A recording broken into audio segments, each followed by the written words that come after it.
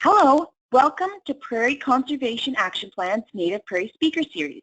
My name is Caitlin Morose and I am the Stewardship Coordinator with Saskatchewan Prairie Conservation Action Plan, or PCAP.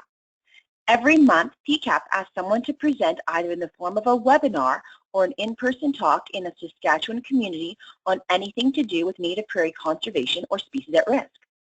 In celebration of Native Prairie Appreciation Week, PCAP is hosting a free webinar on Thursday, June 22nd at noon called It's All the Little Things by Chris Heltzer, the Prairie ecologist. That's Thursday, June 22nd at noon. I would like to take a moment to note that in-kind support for today's webinar has been given by Carrie Hecker. This project was undertaken with the financial support of the Government of Canada and the Federal Department of Environment and Climate Change Canada. If you have any questions during today's presentation, please feel free to type it into the question section of your webinar dashboard, and questions will be answered at the end of the presentation. Now, a bit about our presenter. Carrie Hecker works for the Canadian Wildlife Service, part of Environment and Climate Change Canada, managing the Last Mountain Lake National Wildlife Area and Migratory Bird Sanctuary in Prairie, Saskatchewan. This is a highly varied job and includes living on-site to keep an eye on things, native prairie restoration, range assessment, habitat management, prescribed fires, bird and mammal monitoring, and overseeing research projects. Carrie developed a love of the prairies early, spending summers exploring on the family farm near Maple Creek, Saskatchewan, and wandering around the Cypress Hills on weekends. She earned a Bachelor of Science in Biology from the University of Regina in 1996 and a Master's of Science in Biology from Carleton University in 1999. She jumped at the opportunity to work with Dean Nurnberg doing native prairie restoration at the Last Mountain Lake National Wildlife Area and has been working there ever since. In her spare time, she enjoys being a scout leader, hunting, distance running, raising chickens, photography, cooking, and canoeing and camping with her family. Carrie and her husband Lowell Strauss are parents to two marvelous little boys who are 4 and 7 years old. And now I will turn it over to Carrie.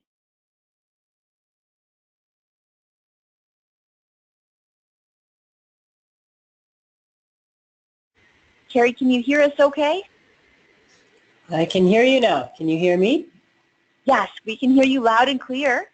And if you, is there a little box there to show your screen? There is not yet. Let's try that again. There we go. Show my screen, and can you guys see me? We can see you. And it's thinking about it. Okay.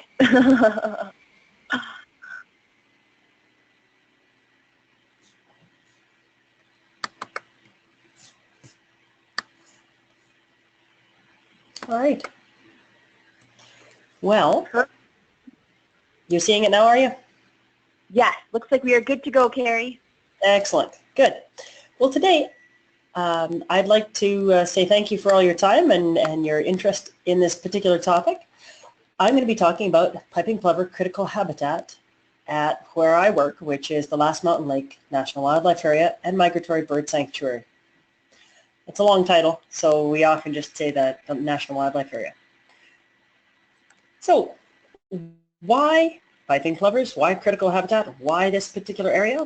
Well, luckily enough, this is a federal protected area, and as federal lands, when the Species at Risk Act came into place, setting aside critical habitat on federal lands is one of the main things that has been going on for protecting habitat for these piping plovers.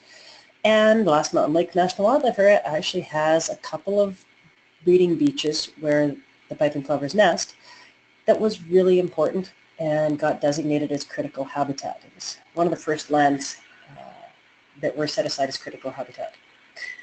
Kind of cool. Thought I'd share a little bit about what that means, what the piping plovers do, what they are, and what management is like for critical habitat. So let's get right to it, if I can. There you go. So I'd like to introduce to you the piping plover. Charadrius melodus circumcinctus is the little piping plover that nests in Saskatchewan and Prairie, Canada. And it's a pretty cute little thing. It's a really small shorebird, not the smallest, but pretty close. They're smaller than the size of your hand. And you see they've got a little stubby bill, little forehead band, necklace around the neck that is sometimes gets broken once the breeding plumage is receding. And as you can see on these guys, the bill is black at the tip, but orange at the base, and the legs are the same color orange. This one actually has two little bands on him. They tend to keep track of the piping plovers quite closely. Before I get too far along, I should actually mention thank you to some people in the Canadian Wildlife Service who gave me some information and helped me out with this talk. One is Mark Bidwell, who is assisting with recovery planning and such for the piping plovers.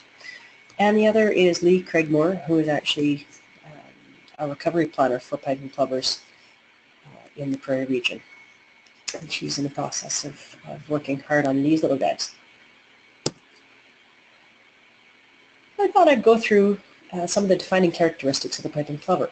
And my contrast for this will be the killdeer, because they tend to be a much more common shorebird, but they have quite a few of the similar characteristics and can sometimes be mistaken. So as you can see, the defining characteristics of the killdeer, which is on the upper left, and the piping plover on the lower right, are the bill. So the bill on the killdeer is black, long and pointy. On the piping plover, it is short and stubby, orange at the base, black at the tip. The killdeer has neck bands. It has two of them, two big black neck bands. The piping plover has one black neck band. It's quite substantial, and sometimes, as I said before, it gets split in the middle once the breeding plumage starts to recede a bit. The killdeer's legs are somewhat yellowish tan color. Piping plovers, on the other hand, tend to have bright orange legs.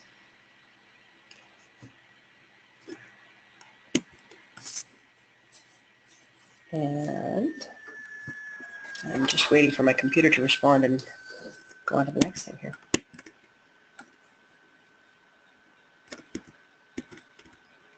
All right, there we go. There's our legs. The other thing is the call is very different. Killdeer says, kill deer, kill deer, kill deer. Quite annoying, and they'll fly around your head saying that repeatedly.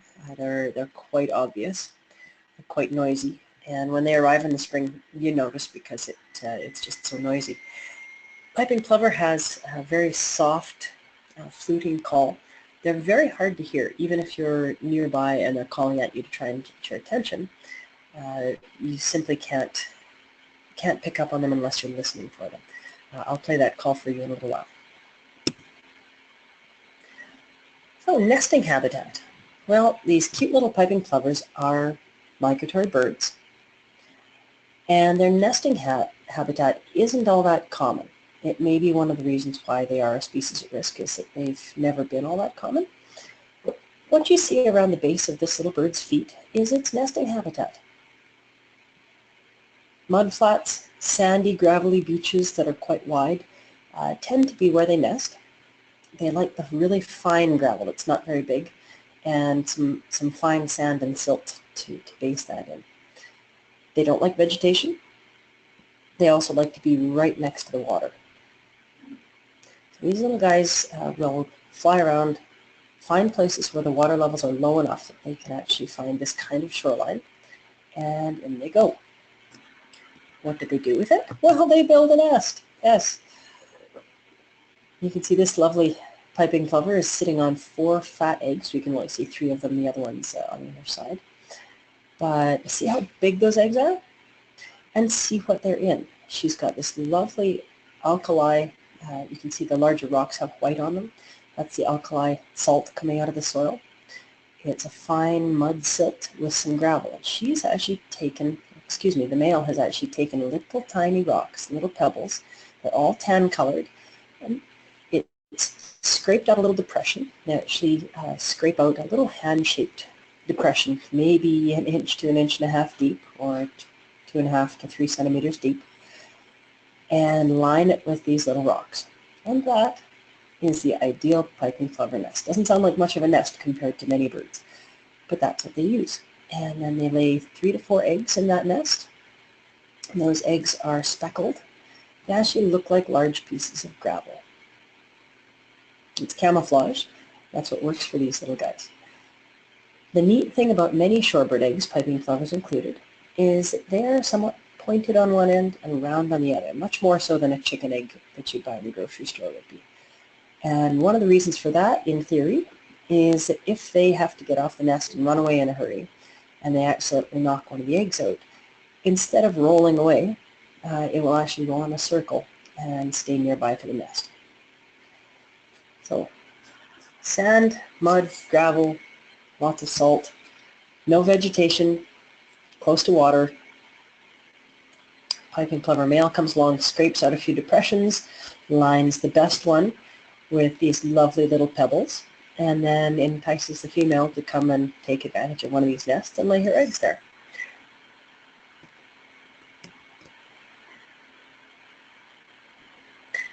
The chicks of piping plovers may be some of the cutest things you'll ever see. They're wonderfully puffy.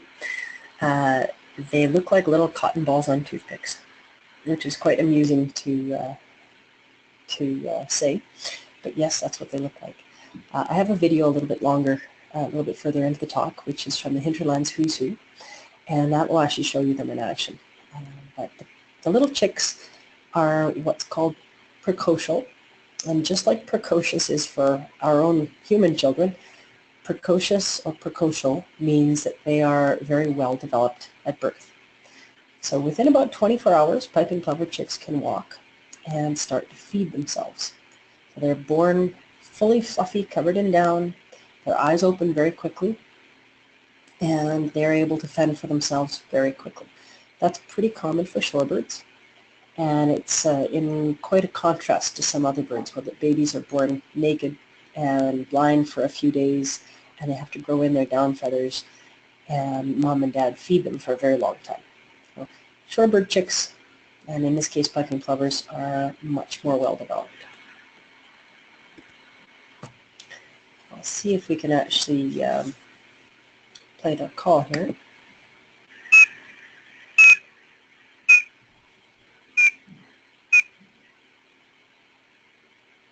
If you didn't hear that, it's sort of a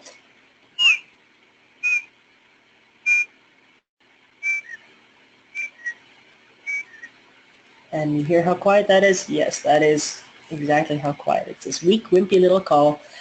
And if you're out doing, say, the International Piping Plover Census, like we did last year, they're actually really hard to hear.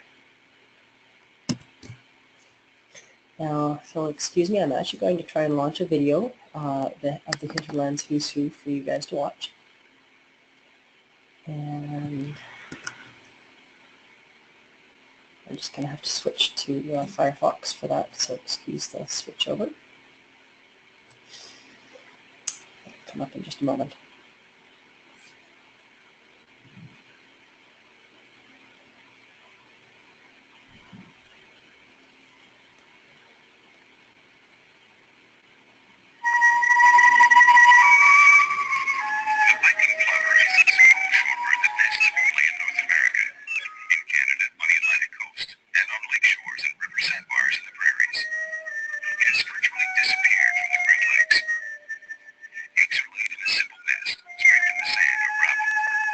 There's the chick. Chicks emerge already covered in down and ready to feed on their own.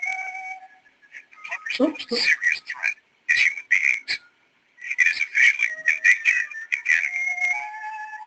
Efforts are underway to protect the piping plover, but without the cooperation of beachgoers, farmers, ranchers, fishermen, and users of off-road vehicles, this spirited little shorebird may become extinct in Canada. For more information on the piping plover, write to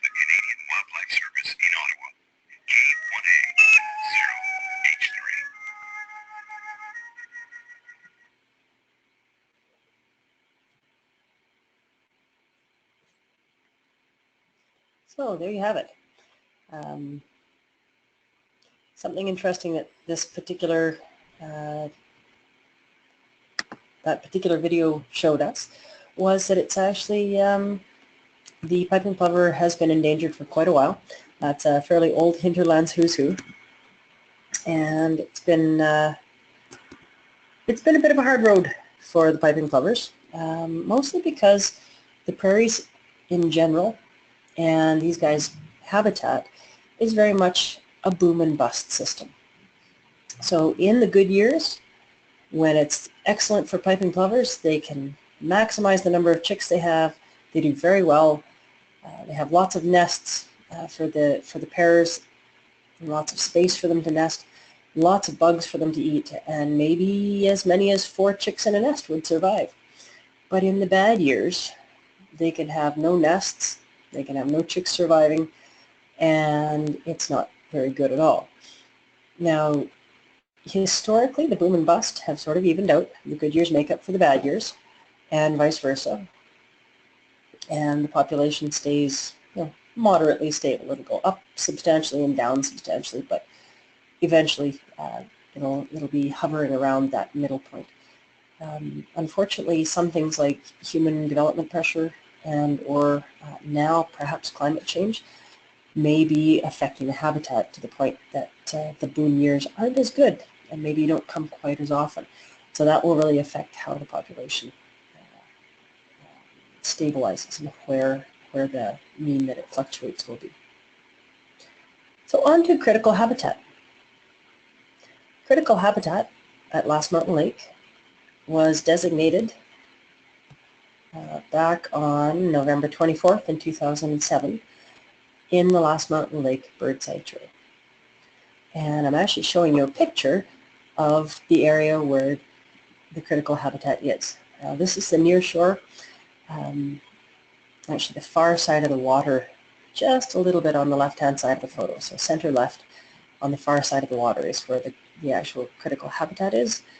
This side of the beach is connected with it, and you can see there's a little bit of vegetation that's quite sparse.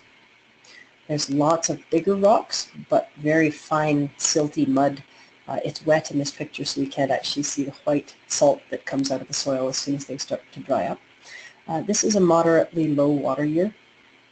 Right now, we're in the middle of a high water season, and this particular wetland is flooded up past the vegetation line. So unfortunately, the last few years have not been good at this particular critical habitat for our piping plovers.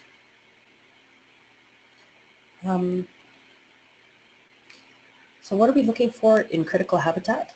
Well, for piping plovers, critical habitat is sandy or muddy beaches and shorelines between the high water mark and the low water mark. And that's about all there is to it. There's another subpopulation in the Great Lakes, and they tend to be on more dune beaches, so it's much more beach kind of sand, rather than the muddy, silty, salty stuff that we've got out here in the prairies.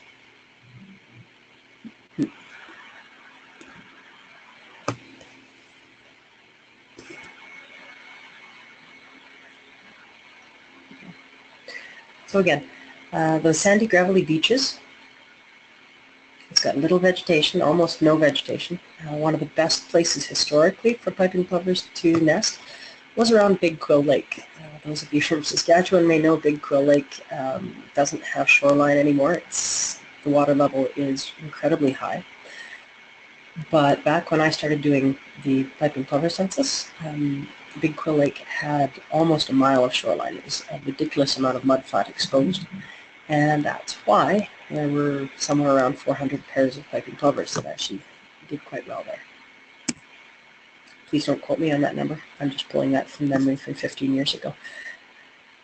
So one of the critical habitat components, if I remember correctly, was that it was supposed to be nesting occurred at this site for 5 out of the last 10 years. So that gives some room for the boom and bust, but it does indicate that there was very consistent nesting.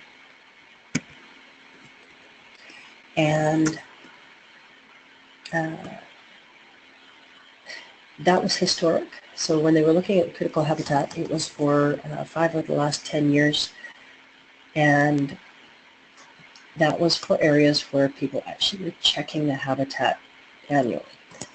So the quirk with this is critical habitat would have not have been designated, or perhaps it has not been designated at Last Mountain Lake, in areas where people aren't checking the beaches annually during the piping plover nesting season to see if there are nests or not.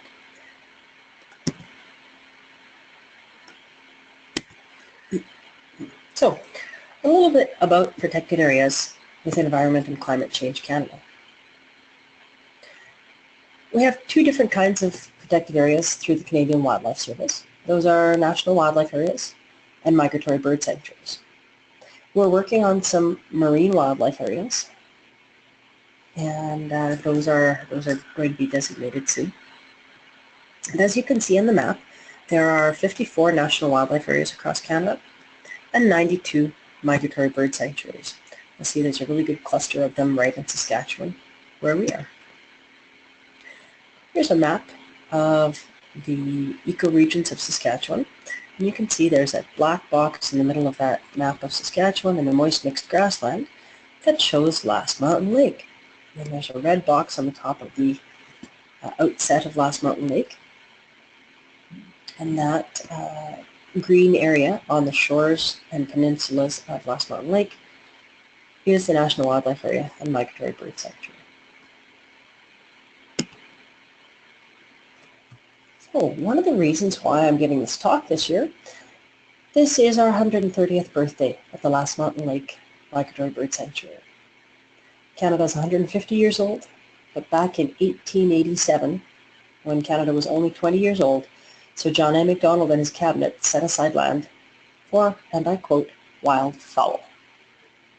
So it's pretty neat. There's some descriptions from explorers and biologists in the area came through saying that they had been on the shores of Last Mountain Lake or Long Lake and could hardly walk on the shorelines because of the nests and nestlings and bird life that was present in the spring and summer.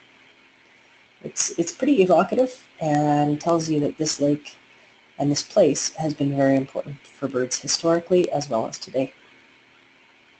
So that 1,052 hectares that was set aside in 1887 for wildfowl was then gazetted under the brand new Migratory Bird Convention Act. And the Migratory Bird Convention Act was put into being in 1917, so this is actually the 100th anniversary, the centennial of the Migratory Bird Convention Act in Canada. And this protected area was gazetted and made official in 1921. There's a little lag time between the Act and this being a bird sanctuary. So then in the 1950s and 60s, biologists noted that the activity around the boundaries of the wildlife area were actually, they were having an impact on bird activity within the sanctuary. And in the late 1960s and early 1970s, land was purchased from the neighbors. Many people were just at the stage where they were thinking about retiring from farming and sold the thin, rocky, saline soil around here to Environment Canada.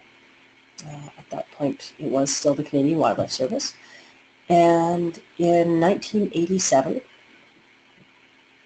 the National Wildlife Area was created. Now, that was a big deal. That was the centennial of the Migratory Bird Sanctuary, as well as the creation of the National Wildlife Area.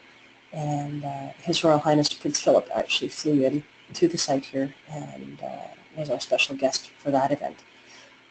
A bit before my time, but I'm told that folks have remembered it ever since. It was quite the event.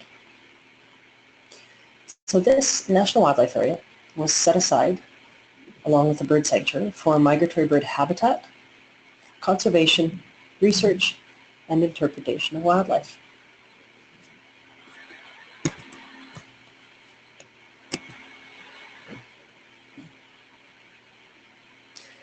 So critical habitat at Last Mountain Lake National Wildlife Area was a big deal. As I say, it was one of the first places that had critical wildlife habitat designated. And so anytime a piece of legislation is used in one specific way for the first time, it takes a lot of work to actually get it through. And these two people who are standing here, that's Tanis and I believe Ken Corcoran, they are pointing at the critical habitat that they helped set aside on the north shore of this little body of water. You can see they're standing on pretty good habitat for piping plovers themselves, but the critical habitat is across the water. Now they spent a good 6 months doing desk work and bureaucratic legislative mumbo-jumbo in Ottawa in order to actually get these lands set aside. So it worked really well, and in 2007 this was set aside to be protected as specifically critical habitat.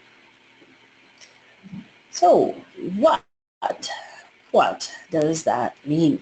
Well, it means the area is used reasonably frequently. That space is considered critical to preserve for the birds for their own survival as a species. Now, as a land manager, that presents a few issues. We don't do single species management. The Last Mountain Lake National Wildlife Area and Migratory Bird Sanctuary total around 38,000 acres right now. That's about 18,000 hectares. That's a lot of land. Managing any of it for one single species means that as you manage it for the betterment of one, it will put other species at a disadvantage. It's just how it works. Typically we manage for a shifting mosaic. So that means over time and throughout space, we do different management at different sites. So, for example, we would do prescribed burns, but not burn the same place every year, and not burn at the same time every year. We would have grazing animals on the land, but we wouldn't graze the same time or the same place every year. And some years we wouldn't graze at all, some years we wouldn't burn at all. And if we are able to manipulate the water levels, which we cannot in this case, if we can manipulate water levels, that will change as well. In many cases, that's Mother Nature is doing the water level manipulation, and we can't do a whole lot about it. I wish we could some years. I complain that we have an Environment Canada weather station out here, but we can't predict the weather any better than anyone else. Managing for that shifting mosaic, we have a few tools in the toolbox. So historically, this moist mixed grassland ecosystem had a number of ecosystem processes. Now those are things that occur in the ecosystem that are so integral to how the ecosystem works that they're not called disturbance factors, they're ecosystem processes. One of those is grazing. Now grazing can be done by any number of things. Historically it would have been bison would have been important grazers on the prairies. Deer, antelope, elk, even things like gophers and grasshoppers in large numbers are substantial grazers. We don't have the large herds of bison anymore. Elk, while they are returning to the prairies, they are not in large numbers. And this particular area seems to be just outside the range of many of the antelope that live in Saskatchewan. So what do we use? Well, we use a proxy to natural grazing, and that is using domestic animals, primarily cattle. We also have some horses and have considered using sheep and or goats if we get a few of our nasty noxious weeds that we're anticipating in the next few years. We might have to use sheep and goats to control them, but as of right now our main grazers are cattle. So we borrow our neighbors' cattle and we send them in to help us create that shifting mosaic of grassland. Another tool that we can use is prescribed fire. Now we have to be careful how we use this. It's very slick when it works well and when we've done our preparation and have a full team assembled. Nobody ever wants it to get away. And we're fairly successful that when we go out to set a prescribed fire, it stays in the bounds of where we want it to be. But we go to quite the lengths to ensure that that happens. But the biggest difference between prescribed fire and a wildfire is we actually choose the day, the time, and most importantly the weather and the upcoming weather for when we actually light the fire. So we choose the wind speed, the direction, and we choose a time when the weather systems are stable and will be so for the next 24 hours. Prescribed fire is kind of like fertilizing the prairie. You burn off the dead standing and lying down vegetation, so that's the standing dead and the litter that's laid down. And it leaves behind a bunch of nutrients as well as carbon that get then washed into the soil through rainfall. And it does act as kind of like fertilizer.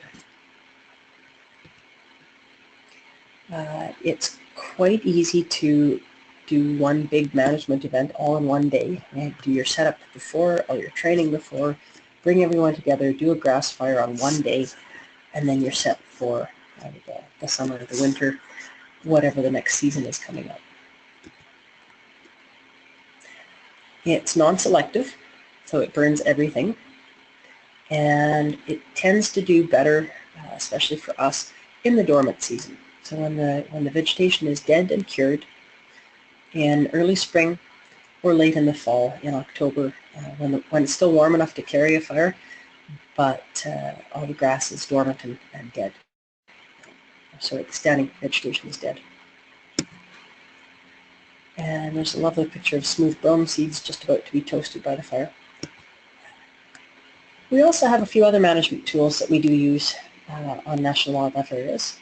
Unfortunately, one is herbicide, and that tends to be because we need to control weed species. When invasive species are introduced, particularly invasive plant species, it really is a game changer. We can't just put the historic management patterns such as grazing and fire back on the landscape and have everything react exactly the same way it did historically. Because once you get something like smooth brome grass or Kentucky bluegrass or, heaven forbid, leafy spurge or common tansy, once you get those into your native prairie, the game has changed and the management has to be a little bit different. I'm showing a field sprayer just as an example of herbicide sprayer. We tend to use backpack sprayers and do spot spraying to control things like old yellow-toed flax, dense patches of Canada thistle. We have a little bit of tansy, which we're getting control of and hopefully will eradicate on the National Wildlife Area soon. But it's a necessary evil now because the game changed when all these new plant species got introduced. We also have mechanical vegetation removal. There's the one that is quite beneficial to our neighbors, which can be hay, and you're seeing some hay getting baled up right here.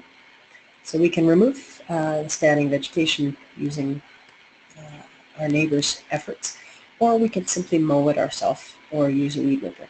Now it tends to be really labor intensive and comes with the effect of having some wheeled vehicle go through. And there's our big 15-foot mower.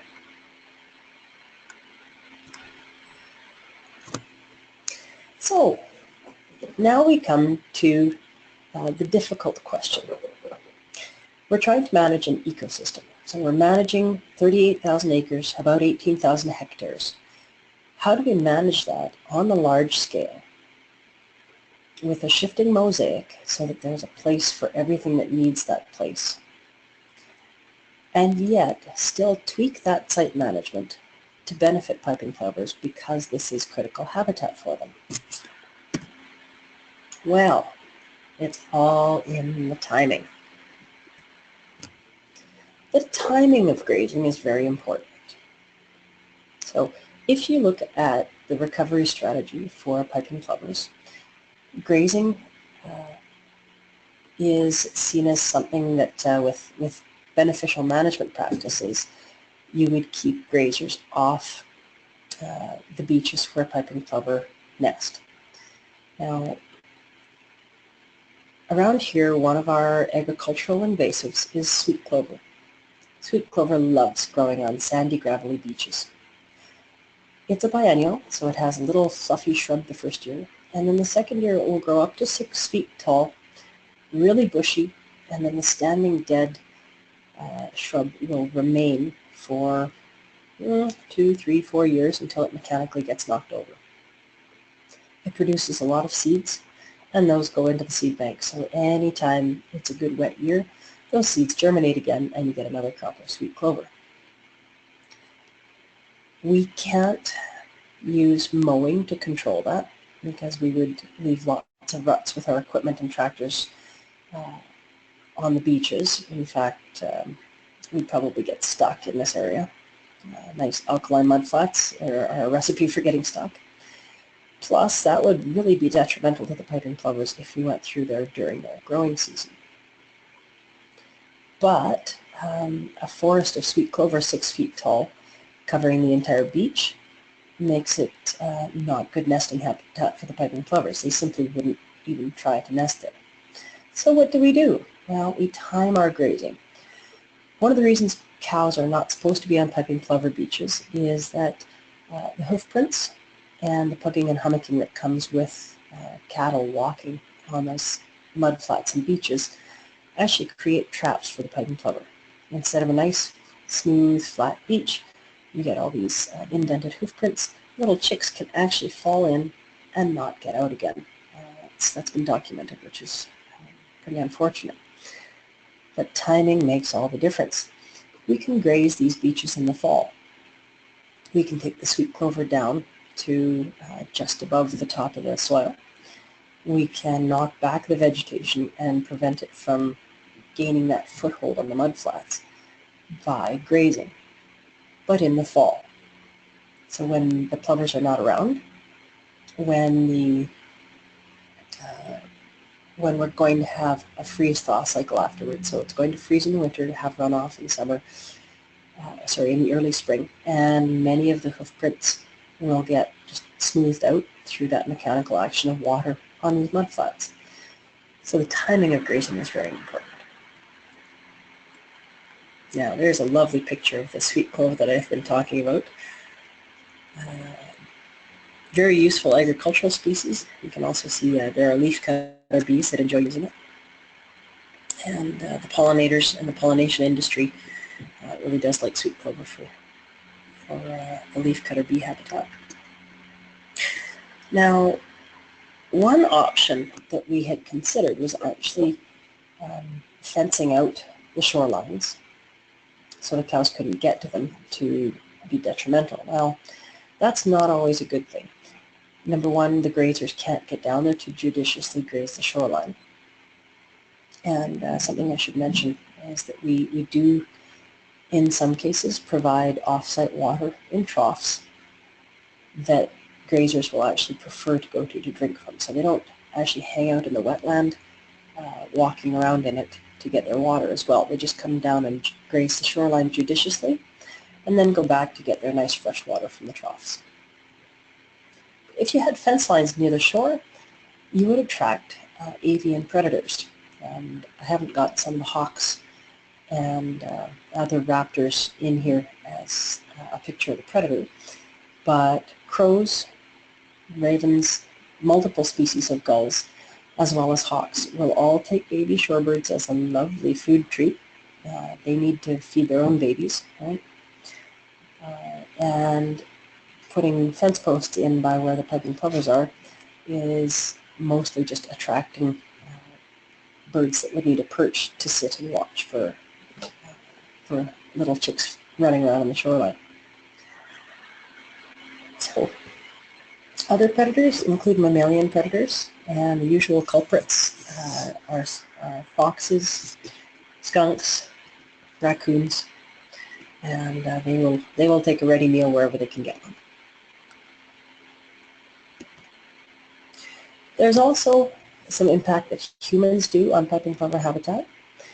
On the National Wildlife Area, we can control that, and we do control that. The piping plover critical habitat is not an area that gets used by humans very often. One shore of their wetland does get used for banding ducks in the fall, But again, it's the fall, it's not right on their beach, and it's for a very specific purpose, not recreational use. Unfortunately, recreational use of these mudflats and sandy beaches is actually one of the higher impact activities, because people in the early spring and summer really like to get out and see things and do things, and ATV tracks do really mess up piping plover habitat, and people repeatedly visiting the beach, if the piping plover has already initiated a nest, can cause them to abandon the nest. So there's a lovely picture of one of the big peninsulas that is part of the Lost Mountain Lake Bird Sanctuary and National Wildlife Area. Just a little to the right of center, you can see Lanigan Creek coming down into the Lost Mountain Lake. And I'm sitting just up and to the right of the water at the top of the picture here. And so I think that is my overview of Lost Mountain Lake, critical habitat for piping plovers, what the piping plovers are, and a few of our management considerations and tools that we use to manage piping plover critical habitat. So on that note, I think I'm done, and I will hand it back over to Caitlin.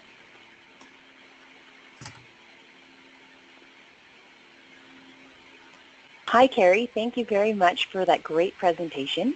To all of our listeners out there, if you have any questions, please feel free to type it into the question section on your webinar dashboard. I just wanted to thank everyone as well for attending. When you leave this presentation, you will get a survey, and that just takes a minute to fill out, and it'll help us keep doing these presentations in the future. I'd also like to remind everyone, too, that we have a presentation on Thursday at noon by Chris Helter, the Prairie ecologist, called All the Little Things, and this is in celebration of PCAP's Native Prairie Appreciation Week. I'd also like to encourage everyone to check out PCAP's Facebook page. We're actually doing a Native Prairie photo contest this week, so definitely check it out for some awesome photos of Native Prairie. Includes wildlife, landscape, insects, everything. It's pretty fascinating. And we also have a series of Native Prairie speaker series coming up, so stay tuned for what's going on in July, August, and into September. I'd also like to remind everyone, too, that this video has been recorded and will be uploaded to YouTube later today. And you're welcome to rewatch it or pass the link on to anyone who is not able to watch it today and you think may have enjoyed it. So again, if you have any questions, please feel free to type that into the question section of the webinar dashboard. Carrie, while we give everyone a minute to type in, would you be able to tell us a little bit about your favorite part of your job? It seems like you work on so many different aspects, and you're definitely a jack of all trades. That's a tough one. That's actually a really tough one, because that's something I really appreciate about this job, is I'm a generalist. Instead of becoming a specialist, I know a little bit about a whole lot of things instead of being, completely in-depth knowledge about one specific thing. Some days that's a bit of a shortcoming, but most days that's what I enjoy about it. For example, today I'm actually taking time out from helping out with a school group that's here. We have 70 school kids at the Lost Mountain Lake National Wildlife Area from the George Gordon School nearby, and they're having a wonderful time learning about everything from dissecting owl pellets to pond dipping to, I think they're doing a little craft to take home with them, making a bird nest with pom-pom birds. And yeah, it's really neat. That's the interpretive side of things. We're doing some new interpretive trails here, which creating a new trail, we just mow them in the prairie, and then people can follow them, and then if we need to take it out again, we can simply stop mowing. But creating the for those trails and testing them out and seeing how they work and what works for interpretation, that's lots of fun, and that's a bit of a focus this year. But the other part of my job that I absolutely love is native prairie restoration, and we're managing some seeded native prairie. So it's not the original native prairie, but we've seeded it in appropriate species mix, and now we're tending to it to make sure that it thrives. So we can actually create habitat, and hopefully it will be a reasonable proxy of native prairie and allow us to defragment the landscape somewhat. Wow, that's great. Yeah. Thanks for that. We have a question from a listener named Kendall. She would like to know, does Old Wide Lake offer mud alkali flats for nesting, and does it have a consistent piping plover population? That's two very different questions. Quill Lakes, there are three of them. There's Little Quill Lake, Big Quill Lake, and then Mud Lake is in between. They had lots and lots of mud flats for piping plover nesting. As I said, back in 2001, when I did my first piping plover census, they had a lot of shoreline. Now, the Quill Lakes is in quite a different situation. I'm not sure if they've been officially designated as a disaster zone, but essentially they're in a very slow-moving flooding situation where tens of thousands of acres have been flooded over the last few years, and the water levels just keep going up and up and up in that watershed to the point where the railway, the highways are being inundated. They're having to raise them sort of as fast as they can. It's not a good situation, and that means all the shoreline is underwater. So Quill Lakes, no, not at the moment, but historically it's been very good. Old Wives Lake, I'm sorry, that was what the question was about. If it has as much shoreline as it did the last time I was down there 3 years ago, that should be and could be good piping plover habitat. We'd have to check in with the piping plover census to find out how many pairs were found there. But I think those reports through Nature Saskatchewan have been published, so that would be available. If not online, then check with Nature Saskatchewan. And consistent habitat is the other question. And that gets back to the boom and bust nature of the prairies. In very good years, it's fantastic. And in poor years, it's absolutely horrible. So as long as it's dry in that particular watershed around Old Wives Lake, then that would be good nesting habitat. But if you get into a wet spell, like the Quill Lakes is right now, that can change very quickly and can stay changed for decades. So it really, really does depend on the site and how long the site has been that way and whether it's changing or not. So kind of a maybe so answer there. Yeah, that's a great answer. Thank you for that, Carrie. I'd also like to make a note that the Nature Saskatchewan, or it was the International Piping Plover Census that took place in 2016, Nature Saskatchewan had someone named Al Smith do an in-person presentation with PCAP in December. And we recorded that presentation and uploaded it to the PCAP YouTube channel. So you're welcome to check that out at any time to see the results of that census. And that's youtube.com/user/skpcap. And great information about piping plovers and their status in Saskatchewan as of 2016. There's a comment here from Kendall again, and she just wanted to add a comment that about sweet white clover. And she said she's been digging it up from her small rural lot and recently dug a plant with a 15-inch top growth and a 48-inch taproot. Yep. So, yeah, it's an interesting comment. Thank you for sharing that, Kendall. Yeah. Again, if there's any listeners out there who have any questions, please feel free to type that into the question section of the webinar dashboard.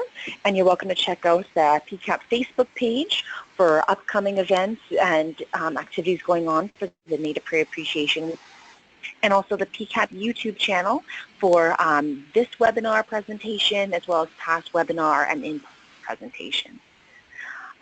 Well, Carrie, it doesn't look like there are any more questions coming in. So with that, I guess we'll call it a day. So thank you again very, very much for this awesome presentation. I know I learned a lot, and I really appreciated the time that you put into it. So So thank you, Carrie, and have a great rest of your day, and good luck with a busy summer.